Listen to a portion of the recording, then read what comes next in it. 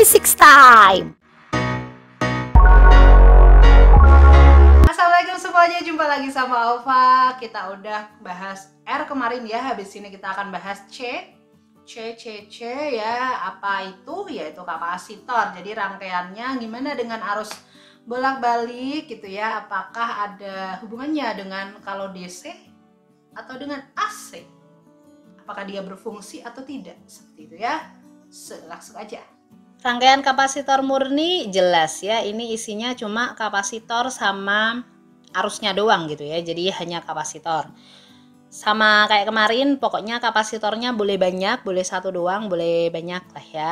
Yang penting intinya C doang gitu ya. Nah, kalau kemarin kita udah tahu bahwa resistor itu di arus DC ya tetap jadi resistor, di arus AC juga tetap resistor gitu ya. Bagaimana dengan kapasitor ini? Yap, dengan C adalah kapasitas kapasitor, satuannya farad ya, jangan lupa. Maka untuk kapasitor jika di arus DC dan AC ternyata dia tidak menjadi kapasitor doang guys ya. Jadi kalau kapasitor ada di arus DC maka dia akan menjadi isolator. Artinya ya nggak guna ya, alias ketika ada arus masuk ke situ seakan-akan tidak mentransfer si arusnya kayak gitu ya. Oke, itu isolator. Kemudian kalau misalkan di AC bagaimana?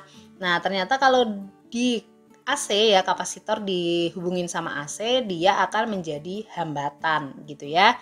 Nah, hambatannya seperti apa? Hambatan di sini kita sebut dengan istilah reaktansi kapasitif. Lambangnya adalah Xc, di mana Xc itu adalah 1 per omega kali C ya. Omega kali C ya, bukan WC ya, ini ya WC. Oke, 1 per omega C. Dengan satuannya ohm ya, jelas. Reaktansi kapasitif tetap satuannya ohm, karena dia tipenya adalah hambatan. Ingat-ingat ya, pokoknya kalau di DC nggak guna, di AC malah berubah jadi hambatan gitu ya. Nah, bagaimana sifat rangkaiannya? Oh iya, jangan lupakan dulu ya, ini untuk ada tulisannya ya, omega sama dengan 2πf. Oke. Nah, sifat rangkaiannya bagaimana gitu ya? Kalau kemarin di resistor murni itu tegangan dan arusnya sefase, kalau di sini arus mendahului tegangannya sebesar tegak lurus ya, jadi 90 derajat atau pi per 2 rad. Nah, karena dia mendahului arusnya, maka kalau kita punya persamaan, ya persamaan I-nya harus ditambah 90 derajat ya. V-nya ketinggalan 90 derajat gitu ya. Nah, sebelum ke hubungan V dan I, aku punya ini nih Kak, di soalku ternyata si V-nya itu yang omega T min 90. I-nya sama dengan IM sin omega T. Boleh nggak? Boleh ya. Yang penting intinya dia mendahului 90 derajat. Kalau V-nya min 90 kan berarti artinya V-nya ketinggalan 90.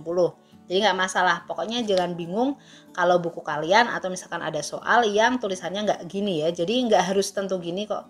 Boleh nggak sih I-nya sama dengan IM sin omega T plus 45 derajat. Kemudian V-nya Vm sin omega T min 45. Ya sama kan, dia ketinggalan 90 derajat. Jadi it's okay ya, sama aja gitu ya. Yang penting intinya harus 90 derajat. Kemudian hubungannya V sama I-nya bagaimana? Nah, karena di sini tadi R-nya sudah menjadi Xc, benar? Hambatannya kita sebut dengan Xc, maka V-nya ya Vc sama dengan I kali Xc. Sama sih rumusnya VIR gitu ya, cuma hurufnya aja yang diubah-ubah gitu ya. Nah, itu tadi VI-nya. Sekarang kita ke diagram fasornya ya. Ingat tadi V-nya ketinggalan 90 derajat. Artinya kalau aku punya V di sini, maka harusnya I-nya ada di 90 derajatnya ya. Ini ada I-nya yang besarnya adalah 90 derajat ya. Oke, untuk grafiknya bagaimana? Ya udah ya, kita gambarin dulu. Ini ada omega T. Kemudian misalkan ini, lihat V-nya di 0. Nah, V-nya 0. I-nya harusnya ada di plus 90 derajat. Jadi dia udah plus 90. Oke, di situ ya. Ini udah plus 90. Begitu.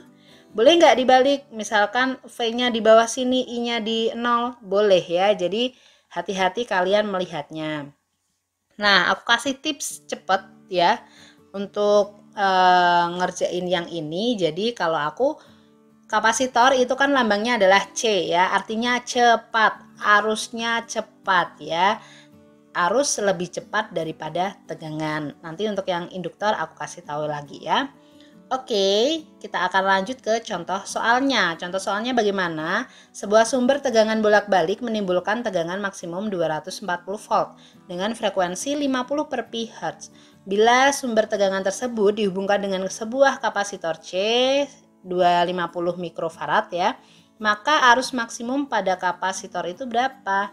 Ya udah ya, kita selesaiin aja gitu ya. Yang diketahui pertama adalah Vm, kemudian ada frekuensinya, kemudian ada kapasitornya, yang ditanya adalah I maksimum. Langsung kita jawab aja ya. Di sini ada reaktansi kapasitifnya, kita cari dulu karena kalau mau nyari VIR ya, I butuh V sama R atau di sini berarti XC. Nah, berarti XC sama dengan 1 per omega C, di mana omega itu sama dengan 2 pi kali F ya. Jadi F-nya masukin aja 50 per pi, kemudian C-nya udah dijadikan farad ya. Pi-nya bisa kita coret ya. Kemudian di sini 2 kali 50 itu 100, jadi 2500 kali 10 kali min 5. Nah, ini berarti 10-nya tinggal min 3 naik jadi 1000 dibagi 25 ya. 1000 bagi 25 berarti 40 ya. Oke, itu baru XC. Sekarang kita ke kuat arusnya, berarti pakai VIR ya, sesuai dengan tadi. Karena ini maksimum berarti V maksimum, I maksimum, R-nya diubah menjadi XC karena di sini pada rangkaian kapasitor. Sehingga hasilnya adalah 240 dibagi dengan 40 yaitu 6 ampere. Oke, itu tadi ya tentang rangkaian kapasitor murni. Habis ini masih ada satu lagi yang murni yaitu induktor. So, stay tune terus di channel Alfa. Jangan lupa subscribe, like, and comment. See you next time. Assalamualaikum.